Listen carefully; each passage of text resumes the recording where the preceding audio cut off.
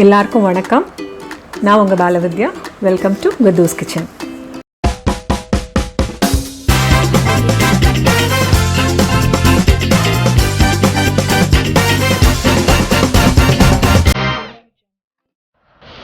Coffee தூள் இல்லாமல் ஒரு கோல்ட் காஃபி, அது மட்டும் இல்லை, ஃபில்டர் காஃபி, இன்ஸ்டன்ட் காஃபி என்ன வேணால் பண்ணலாம்.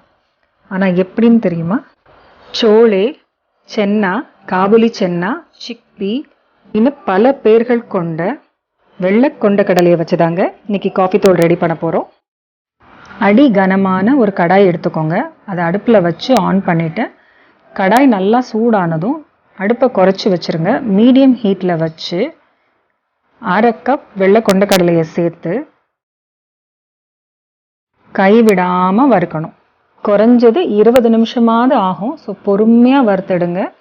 வெளியில் மட்டும் இல்லை, உள்ள வரைக்கும் ப்ரௌன் கலர் ஆகணும். அது வரைக்கும் நம்ம வறுத்து எடுக்கணும்.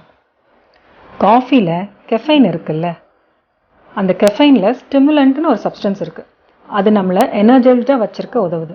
ஸோ காஃபி குடித்தா நம்ம பிரிஸ்க் ஆகிடுறோம். இருந்தாலும் ஒரு நாளைக்கு 1 கப் 2 கப்னா தாராளமாக ஓகே தான். ஆனால் 4 கப்பை தாண்டும் போது ஹார்ட் ரேட் ரைஸ் ஆகும். ஸோ பிபி இன்க்ரீஸ் ஆகும். உடனே ஸ்ட்ரெஸ் வரும். அதுக்கடுத்து ஸ்ட்ரோக்கு, ஹார்ட் அட்டாக்னு வரிசை கட்டி வரும். ஸோ இந்த காஃபியை யார் யாரெல்லாம் குடிக்கக்கூடாதுன்னு நான் ஷார்ட்டாக சொல்லிடுறேன். பிரெஸ்ட் ஃபீடிங் மதர்ஸ், குழந்தைங்க, தூக்கம் இல்லாமல் கஷ்டப்படுறவங்க, ப்ரெக்னென்ட் லேடிஸ், பிபி பேஷண்ட்ஸ், இவங்கெல்லாம் தவிர்த்துக்கிறது நல்லது. காஃபி கொட்டை மாதிரி நல்லா டார்க் ப்ரௌன் ஆனதுக்கப்புறம் இதை ஒரு தட்டில் மாற்றி நல்லா ஆற வச்சிடலாம். இது 1 மணி நேரத்துலேருந்து 2 மணி நேரமாவது ஆறணும். நல்லா ஆறின அந்த சென்னா கடலையை நம்ம இப்போ ஒரு ட்ரை மிக்சர் கிரைண்டருக்கு மாற்றிடலாம். நார்மல் மிக்சிலையும் அரைக்கலாம். சுத்தமாக ஈரம் இல்லாமல் பார்த்துக்கோங்க. நல்ல ஃபைன் பவுடராக அரைச்சி எடுத்துக்கோங்க. அப்படியே பார்க்க காஃபி பவுடர் மாதிரி இருக்கும். மணமும் காஃபி மணக்குங்க.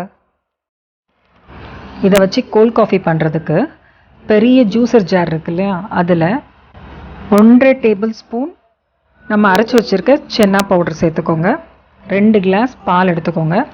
பால் சில்லுன்னு இருந்தால் ஐஸ் க்யூப்ஸ் தேவையில்லை. பால் சில்லுன்னு இல்லைன்னா ஐஸ் க்யூப்ஸ் சேர்த்துக்கலாம். 2 டேபிள் ஸ்பூன் நாட்டு சர்க்கரை சேர்த்துக்கலாம். இது 3ஐயும் நல்லா பிளெண்ட் பண்ணி எடுத்துக்கோங்க. நல்லா ஃபைன் ஃபில்டரில் ஃபில்டர் பண்ணிக்கலாம். அந்த காஃபி அரைச்ச அந்த தூள் அடியிலே தங்கிடும். நீங்கள் ஃபில்டர் பண்ணலன்னா கூட கொஞ்சம் நேரம் வச்சிங்கன்னா செட்டில் ஆகிடும். அப்படியே ஊற்றிக்கலாம். பட் ஃபில்டர் பண்ணால் இன்னும் நல்லாயிருக்கும். ஒரு கிளாஸில் கொஞ்சம் சாக்லேட் சிரப்பை சைடில் ட்ரிசில் பண்ணிக்கிறேன் ஒரு டிசைனுக்காக.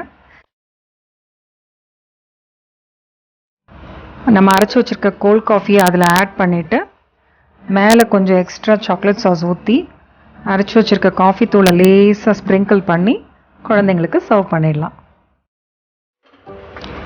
இது இன்ஸ்டன்ட் காஃபி பண்ணணுன்னா ஒரு பாத்திரத்தில் 1/2 டம்ளர் பால் ஊற்றிருக்கேன். கூடவே 1/2 ஸ்பூன் சென்னாத்தூள், 1/2 ஸ்பூன் சீனி, 3ஐயும் சேர்த்து ஒன்றா கொதிக்க விடுங்க. நல்லா கொதித்ததுக்கப்புறம் அதை வடிகட்டி ஒரு கிளாஸில் இன்ஸ்டன்ட் காஃபியை குடிக்கலாம். ஃபில்டர் காஃபிக்கு யூஸ்வலாக எப்படி டிகாஷன் ரெடி பண்ணுவோம் காஃபி தூள் வச்சு, அதே மாதிரி இந்த தூளை வச்சு நம்ம டிகாஷன் ரெடி பண்ணி ஃபில்டர் காஃபி பண்ணி சாப்பிட்லாம். நான் அதை இதில் காட்டலை.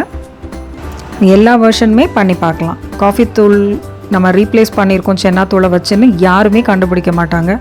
டேஸ்ட்டு, ஃப்ளேவர் எல்லாம் அதே மாதிரி தான் இருக்கும். சென்னாவில் ஃபைபர், ப்ரோட்டீன் எல்லாமே ஜாஸ்தி இருக்கிறதுனால குழந்தைங்களுக்கு, லேடிஸ்க்கு, பெரியவங்களுக்கு ரொம்ப நல்லது. சென்னாவில் மெக்னீஷியம் கண்டென்ட் நிறைய இருக்குது. ஸோ நம்ம உடம்புக்கு தேவையான இம்யூன் பவரை அது நிறையவே கொடுக்குது. ஆன்டி ஆக்சிடென்ட்ஸ் நிறைய இருக்கிறதுனால பிரெஸ்ட் கேன்சரை ப்ரிவெண்ட் பண்ணுறதுக்கு வெள்ளை கொண்ட கடலை நமக்கு ரொம்ப ஹெல்ப் பண்ணுது. நம்ம இளமையாக தெரிகிறதுக்கு ஏஜிங்கை டிலே பண்ணுற தன்மை சென்னால் நிறையவே இருக்குது. ஸோ குழந்தைங்கள கூட இப்போ நம்ம காஃபி குடிக்க வேண்டாம்னு சொல்ல தேவையில்லை. நம்ம தான் இப்போ no coffee cold coffee ready பண்ணிட்டோம்ல.